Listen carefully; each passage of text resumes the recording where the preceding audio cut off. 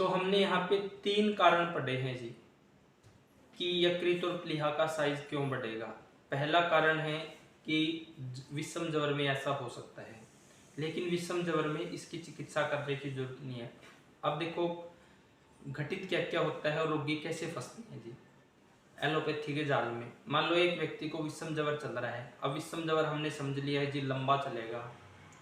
अब एक लड़का हॉस्पिटल में एडमिट था जी, उसको 7 दिन से बुखार चल रहा है, तो विषम ज्वर ही चल रहा है।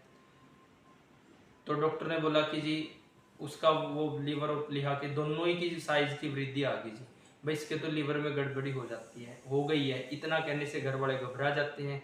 फिर डॉक्टर को बोलेंगे जी आपने जो करना है कर दो, लेकिन बच्चे को ठीक कर दो। अब वो ठीक भी नहीं होगा क्योंकि वहाँ स्रोत शुद्धि तो हो नहीं रही है। फिर क्या करते हैं कि भाई इसको बुखार आया था लेकिन प्लीहा और लीवर खराब हो गई, इसलिए व्यक्ति की मृत्यु हो गई। तो उसको फिर हमने समझाया जब रोगी को कि भाई ये होना स्वाभाविक है और ये जैसे ही बुखार ठीक हो जाएगा तो ये आपका नॉर्मल भी आ जाएगा, इसमें इसकी चिकित्सा करने की जरूरत नहीं है। अब डॉक्टर क्या बोल रहे हैं कि भाई 7 दिन 10 दिन से बुखार क्यों चल रहा है, बोल रहे हैं कि लीवर और प्लीहा में गड़बड़ी आ गई है इसलिए बुखार लंबा चल रहा है। जबकि संप्राप्ति वहां पे ये थी कि भाई वो विषम ज्वर है, विषम ज्वर इतना लंबा चलेगा ही, प्लीहा और उस पर तो काम करने की जरूरत ही नहीं है, वो तो अपने आप ही ठीक हो जाएंगे। वहां पे तो जरूरत है उस लाइन ऑफ ट्रीटमेंट करने की कि बुखार पे काम करना है जी, आपने स्त्रोत शुद्धि करनी है, जबर को हटाना है, वो तो बाद में अपने आप ठीक हो जाएंगे। अब उस पेशेंट से का जो बिल बना था ना जी 2,70,000 रुपए का बिल बना था सिर्फ इसी उसमें। समझ पा रहे हो जी, विषम जबर चल रहा था, उतर नहीं रहा था, रोगी परेशान था कि जितने दिन से बुखार नहीं उतर रहा है, और वहाँ उनके टेस्ट वेस्ट करवाया एलोपैथी वाले, ये तो संप्राप्ति मानेंगे नहीं जी कि जी विषम ज्वर है और इसमें स्त्रोत शुद्धि करने पे ठीक होगा, वो तो दवाई पे दवाई देते चले जाते हैं। अब रोगी परेशान, रोगी भी क्या करेगा जी, हर तरह के टेस्ट करवाएगा, कहीं ना कुछ निकल आए और मैं ठीक हो जाऊँ। अब टेस्ट करवाया तो ये दोनों साइज आ गए हैं जी। अब ये दोनों साइज आ गए हैं तो डॉक्टर को एक अच्छा बहाना मिल गया कि भाई इसके तो लीवर और इसमें गड़बड़ी आ गई है जी, इसलिए बुखार बन रहा है इसको बार बार और इसलिए नहीं उतर रहा है। तो वो हॉस्पिटल में एडमिट रहा अगले 1 सप्ताह और, तो इतना बिल बन गया है उसका। और यहाँ पे आपने क्या करना है जी, अगर इस तरह अगर आपके रोगी को बुखार चल रहा है, विषम ज्वर है, तो उसमें हमने घबराना नहीं है। और इस तरह की रिपोर्ट आ गई है तो भी नहीं घबराना है, क्योंकि आप जब बुखार को ठीक करोगे, दीपन पाचन अनुलोमन को सही कर दोगे तो ये अपनी जगह पे अपने आप आ जाएंगे जी। कुछ भी नहीं करना है जिसमें केवल दीपन पाचन अनुलोमन करना है। तो ये तो कहानी हुई जी, अगर बुखार में लीवर और प्लीहा का साइज बढ़ गया है तो घबराना नहीं है, ये अपने आप ठीक हो जाएंगे अगर आपका दीपन पाचन अनुलोमन अच्छा है, बुखार की विधिवत चिकित्सा करी गई है तो। एक तो कारण ये हुआ जी यकृत और प्लीहा की वृद्धि होने का। दूसरा फिर हमने पढ़ा कि रक्त धातु की वृद्धि होगी, वो प्लीहा के साइज को बढ़ा देता है। अब ऐसी संप्राप्ति तब बनेगी जब रक्त धातु की अपनी अग्निमंद है, वहां पे आम बनेगा।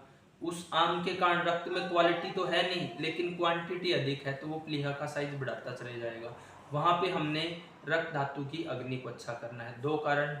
और तीसरा कारण है कि जब हमारा ऐसा आहार विहार रहा जो इसमें लिखा हुआ है प्लीहोदर के लक्षण में अधिक, जैसे इसमें लिखा हुआ है प्लीहोदर के लक्षण में अधिक भोजन करने के बाद शरीर को झकझोर देने वाले कार्य करते हैं, अधिक भोजन करने के बाद अधिक चलने का कार्य है, अधिक भोजन करने के बाद उटपटांग वाहन में सवारी करते हैं या इधर उधर जाने से, अधिक भोजन करने के बाद अधिक मैथुन करने से या वैसे भी अधिक मैथुन करने से, अधिक भोजन के बाद भार उठाने से या अधिक भार उठाने से, मार्ग चलने से या अति वमन करने से, या जवर आदि में व्यक्ति कृश हो गया है, पतला हो गया है, तो यकृत और प्लीहा का साइज बढ़ेगा।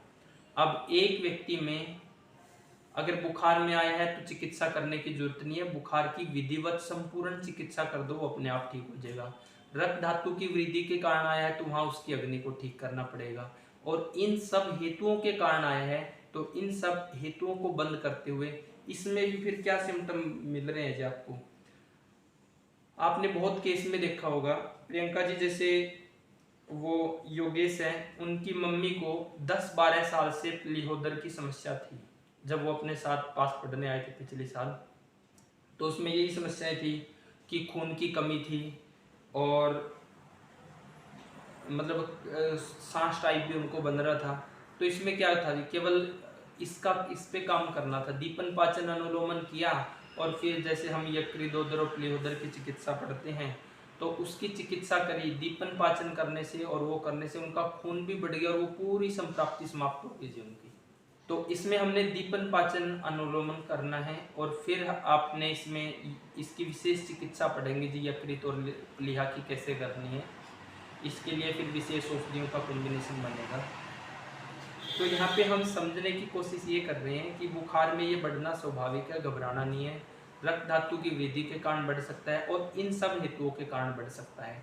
अब यहाँ कितने कमाल की बात लिखी है, अगर आपकी प्लीहा का और यकृत का साइज बड़ा है तो ये सिम्टम पैदा होंगे जी, जैसे कि सांस होना, खांसी होना, मुख का फीकापन पड़ना, अदमान होना, पीड़ा होना, जवर होना, खून की कमी होना, मूर्छा होना। और ये तब तक ठीक नहीं होंगे जब तक प्लीहा का साइज अपनी जगह पे नहीं आएगा। इन रोगों में चिकित्सा देने से कोई लाभ नहीं मिलेगा। तो जब आप इस शास्त्र को पढ़ोगे ना जी, पूरे को पढ़ लोगे और फिर एक अगर दिमाग में पिक्चर होगी तो आपने ये देखना है कि भाई यकृत और प्लीहा में विकृति तो बनी है, लेकिन इसके हेतु क्या रहे हैं। और कोई संप्राप्ति लंबे समय से चल रही है, आपने दवाई ले ली, ठीक वो हुए नहीं है, तो उसकी जड़ कहीं ना कहीं और जगह पे है। जैसे कि अगर किसी को खून की कमी है, आप कितनी भी चिकित्सा देते रहो, कितना भी आप उसको लो आसव दे दो, ताप्यादि लो दे दो, लो भस्म दे दो, पुनर्नवा मंडू दे दो, कुछ नहीं होगा जी जब तक आप इस संप्राप्ति को ठीक नहीं करोगे। तो जब समस्याएं चिकित्सा करने पे भी ठीक नहीं हो पा रही है तो इन सबके मूल में जाने की जरूरत है कि किसी और संप्राप्ति के कारण ऐसा तो नहीं हो रहा है। बैठ जाए कुर्सी वगैरह में तो उनके पैरों में सूजन आ जाती है, तो क्या उसका भी कारण यकृत और प्लीहा की वृद्धि ही है? वो डिपेंड करेगा जी उनका अनुलोमन कैसा है। अच्छा। अनुलोमन कैसा है, मूत्र प्रवृत्ति कैसी चल रही है उनकी, और दीपन पाचन अनुलोमन तीनों ही कैसी है उस पर डिपेंड करेगा। इसमें कहीं ना कहीं अनुलोमन में विकृति मिलती यदि अनुलोमन कर दिया जाए है। हाँ बिल्कुल, तो उनका जो सूजन है वो बंद हो जाएगी? हाँ बिल्कुल हो जाएगी जी। अनुलोमन कैसे किया जाए? वो हेतु देखना है कि किस प्रकार उनको अनुलोमन रुका हुआ है, किस कारण से रुका हुआ है। कफ की वृद्धि है वहाँ पे, पित्त की है या वात की है, किस व्यक्ति को है जी। पित्त की है, मान लीजिए पित्त की है यदि तो हाँ तो फिर उसमें पूरे हेतु ढूंढने पड़ेंगे। देखो एक सिर्फ एक लाइन में किसी चीज की चिकित्सा नहीं होती जी, उसके पूरे हेतु ढूंढने पड़ेगी कि वो क्या कर रहा है, क्या कर रहा है, खा रहा है, क्या पी रहा है, उसके और सिम्टम क्या चल रहे हैं, इसके साथ और क्या समस्या है उसको। मेनली शोथ वाली समस्या अनुलोमन रुकने के कारण ही बनती है जी। वो चाहे किडनी फेलियर के बाद अनुलोमन रुकता हो, आप उसमें तो देखते ही होंगे जिसका क्रेटिनाइन बढ़ा है या किडनी प्रॉपर मूत्र प्रवृत्ति नहीं कर पा रही है, उनमें तो शोथ बनती है, आप देखते ही होंगे। अगर उससे पहले भी शोथ बन रही है तो आगे ये समस्या बनने वाली है जी। तो उसमें हेतु को ढूंढना है। देखो आयुर्वेद में अक्सर लोग क्या सोचते हैं कि कोई दवाई मिल जाए उससे चिकित्सा हो जाए, वो चिकित्सा नहीं है जी। आयुर्वेद में अगर आपने proper pure to the point चिकित्सा करनी है तो आपने हेतु और संप्राप्ति को समझना पड़ेगा। जब तक उसको समझे बिना अगर आप चिकित्सा कर रहे हो तो वो सिर्फ तुक्का ही लगा रहे हैं जी हम। तो ये पॉइंट है जी कि जवर का इतना महत्व है। अगर जवर में किसी व्यक्ति का लिवर और प्लीहा का साइज बढ़ गया है तो वो नॉर्मली है, वो अपने आप ठीक भी हो जाएगा अगर जबर विधिवत चिकित्सा की गई है। और इस स्थिति में डॉक्टर आपको डरा सकते हैं, आपसे कितना भी पैसा लूटा जा सकता है और आप डरने ही वाले हैं कि जी लीवर में गड़बड़ी। एक बार यही बोलना है डॉक्टर ने कि जिसके तो लीवर में गड़बड़ी आ गई है, प्लीहा में गड़बड़ी आ गई है, तो फिर आप बड़े से बड़ा हॉस्पिटल और बड़े से बड़ा डॉक्टर ढूंढेंगे, जिसके लिए ढूंढेंगे कि नहीं ढूंढेंगे जी। तो इसको समझने की जरूरत है बहुत डिटेल में जी। तो अगर हम बुखार को ही अगर ठीक कर पा रहे हैं तो हम बहुत बहुत बड़ी बीमारियों से बच सकते हैं जी। मजेदार सिम्टम देखते हैं जी जब इसकी संप्राप्ति चली होती है लोगों में। आप जब जबर में पूरा डीपली घुस के चिकित्सा करोगे ना जी, अपनी आत्मा से घुस के हर रोगी को देखोगे तो इस तरह के रोगी आपको मिलेंगे। इसमें करना कुछ नहीं होता जी, आपने वही काम करना है, बस विधिवत चिकित्सा करनी है, सब संप्राप्तियां ठीक हो जाएगी। और लोग यही नहीं कर पाते, इसलिए फिर इनको समस्या बनती है। अब मान लो किसी ने ये ले लिया, ये एलोपैथी से ट्रीटमेंट किया और ये संप्राप्ति बन गई है जी, अब वो क्या करेगा, वो बेचारा दवाई खाता रहेगा कितने टाइम, वो ठीक तो होना है बिना दवाई खाए जी, बुखार की संप्राप्ति बंद होने के कारण। अब उसने देखा है कि एक बार अगर रिपोर्ट में आ गया है तो वो बार बार टेस्ट करवाएगा, कब तक, जब तक वो नॉर्मल ना आए, और नॉर्मल होगा ही नहीं, क्योंकि नॉर्मल होना ही तब है जब बुखार विधिवत तरीके से ठीक हो चुका होगा और उसकी संप्राप्ति खत्म हो चुकी होगी, जब ज्यादा मेडिसिन का इस्तेमाल नहीं किया होगा। अब रोगी इसके लिए आगे परमानेंट दवाइयां ही खाने लग जाता है जी, होता है कि नहीं होता है जी? हाँ, होने ही नहीं देगी, क्योंकि यहाँ तो आपने जबर की चिकित्सा कर देनी है, विधिवत तरीके से उससे ठीक हो जाएगा। अब वो लोग गैर जरूरी दवाएं खाते हैं जी, बिना काम की, 5-5 10-10 साल तक लोग दवा खाते रहते हैं। तो बुखार में ऐसी संप्राप्ति बनी है, ठीक होनी है बुखार के ठीक होते ही, लेकिन लोग डर में जी 5-5 10-10 कई साल गैर जरूरी दवाएं खाते रहते हैं।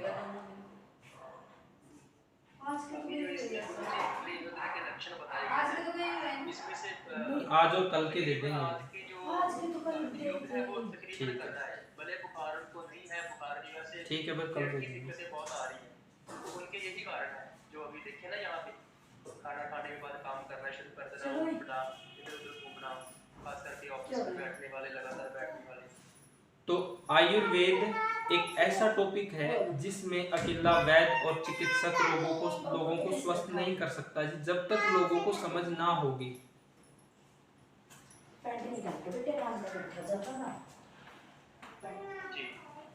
तो लोगों को समझ होना जरूरी है जी इस टॉपिक की, तभी आप चिकित्सा कर पाओगे, तभी आप इसमें वैद्य को हेल्प मिलेगी जी। अगर समझ है तो आराम से मन टिका की चिकित्सा ले पाएंगे, नहीं अगर इस तरह की संप्राप्ति किसी में आ गई है तो पहले तो आयुर्वेद में आएगा ही नहीं जी, और चिकित्सा ही इसकी आयुर्वेद में है। दूसरा, फिर वो डरेगा, घबराएगा, अपना पैसा भी वेस्ट करेगा, समय भी, और उससे वो रिपोर्ट नॉर्मल भी नहीं आनी है, फिर खाता रहेगा गैर जरूरी दवाएं जी। तो इस तरह से लोग फंसते हैं जी जाल में।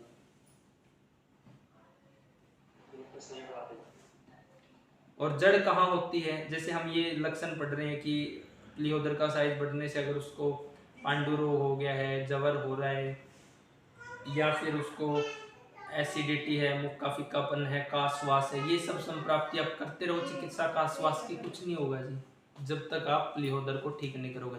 और प्लीहोदर को ठीक करोगे तो उनके लिए दवाई खिलाने की जरूरत नहीं है जी, जो सिम्टम सामने आए हैं। जो सिम्टम सामने आया है वो तो एक संकेत है, भाई कोई दिक्कत है, परेशानी है, ढूंढो कहाँ पे। बिल्कुल जी। तो सब साइलेंट हो गए जी। आप भी हो ये गुरुजी एक बात है, हाँ जी, मेरे दादी है, वही मेरे सामने मेरे दादी थे, हाँ वो जी, जब पेंशन लेके आते थे ना, हाँ जी, तो वो हर महीने एक पॉलिथीन में दवाइयाँ बांध के लेके आते थे। तो उनको दिक्कत सिर्फ एसिड की, तेजाब बनता था, तो वही द्रव गुण बढ़ा हुआ था, वो बेचारे मर गए, लेकिन अब डॉक्टर उनकी चिकित्सा नहीं कर पाए, मरने के बाद पीछे छुड़ा। बिल्कुल जी, क्योंकि पॉइंट तक नहीं पहुंच पाते हैं जी।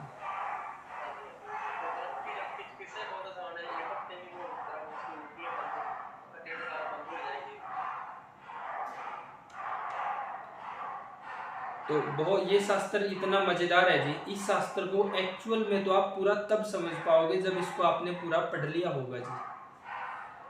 क्योंकि मैंने 2017 में जी बहुत से साथियों के पास अष्टांग हृदय पहुंचाई, तो उन्होंने अपने अपने लेवल पे प्रयास करा, किसी को कुछ समझ नहीं आया जी। फिर जैसे क्लास में भी पढ़ाते हैं ना जी, तो असली समझ तो तब बनती है जब आप इस शास्त्र को पूरा पढ़ लोगे। और पढ़ना कैसे है, पागलपन की तरह, बस इसमें ही ध्यान रहना चाहिए, बाकी के सब कामों में छोड़ देना है जी, तब हम इसके डिटेल में जा पाएंगे। अब देखो ये सिम्टम लिखा हुआ है जी 12वें अध्याय, निदान स्थान के 12वें अध्याय में। अब हम सीक्वेंस से पढ़ेंगे तो यहाँ तक पहुँचने में बहुत समय लगेगा, और फिर अगर हम चिकित्सा में पढ़ रहे हैं तो पॉइंट ये कनेक्ट करने पड़ते हैं जी कि कहाँ से क्या क्या हो रहा है। अब जैसे आपको ऋतुचर्या अध्याय पढ़ाया, वो तीसरा अध्याय पढ़ाया, फिर 11वां अध्याय पढ़ाया, और बीच बीच में कुछ पॉइंट आपको उत्तर स्थानम से भी पढ़ाते हैं। तो ये पूरा शास्त्र को जब आप पढ़ लोगे तो तब दक्ष वैद्य बन पाओगे जी आप। अब कई लोग जब नया बैच शुरू करते हैं ना जी, तो ये पूछते हैं कि कितने दिन में डॉक्टर बन जाएंगे, तो अब उनको क्या जवाब दें जी। जवर की चिकित्सा पढ़ने में ही 1 महीना लग जाएगा जी हमें, केवल जवर की। और इस पे टाइम इसलिए लगा रहे हैं जी क्योंकि इसको ही अगर हमने समझ लिया है तो हम बहुत सी चीजों से को समझ जाएंगे जी। नहीं इसको फटाफट पढ़ा के भी खत्म कर सकते हैं।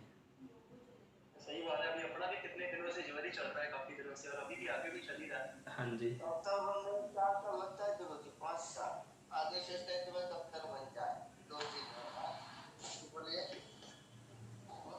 नहीं 5 साल तो नहीं है, 5 भी ज्यादा ही वेस्ट होते हैं, लेकिन कम से कम 1 साल और 2 साल आप मान के चलो कि अगर बढ़िया तरीके से आप स्टडी कर रहे हो पूरा मगन होके, तो साल देखो समझ तो आपको आ गई है जी 3 महीनों में ही, समझ तो आप लोगों को सबको 3 महीनों में ही आ गई है, लेकिन पूरा डिटेलिंग में जाने के लिए आपको साल 2 साल चाहिए जी इसके लिए, अगर एग्जैक्ट पॉइंट तक जाना चाहते हो तो। ग्राफिक तब तो हम पढ़े थे 10 साल पहले ही तो जानते थे, मतलब सीरियस से नहीं पढ़े तो आप समझ में आ रहा है। ये तो मुझे तो पढ़ाया था पतंजलि में भी, तो इसमें था 6 महीना तो ये सब पढ़ाया था, व्हाट्सएप जो बता रहे लेकिन ये ऐसा टॉपिक नहीं है कि जी पढ़ लिया और छोड़ दिया, पढ़ के छोड़ दिया तो सब भूल जाओगे। अगर इस लाइन में उतरना ही है तो रेगुलर पढ़ो, जब आप पेशेंट डीलिंग करोगे तब भी पढ़ना है, जब पेशेंट को ठीक कर चुके होंगे तब भी पढ़ना है जी, क्योंकि फिर एक ही पेशेंट को कई एंगल से ठीक करने के लिए पढ़ना है जी। तो पढ़ाई ये ऐसी चीज है जी आयुर्वेद की, आप कम से कम 2 साल तो जरूर आप टाइम निकाल लो, 2-3 साल, अगर आपने एक्सपर्ट बनना है, बिल्कुल एक्सपर्ट, कि मैं पेशेंट को देखते ही समझ पाऊँ कि इसमें क्या क्या संप्राप्ति है, कहाँ कहाँ इसकी जड़ है, कहाँ कहाँ पे मैंने इसके लिए लाइन ऑफ ट्रीटमेंट बनाना है।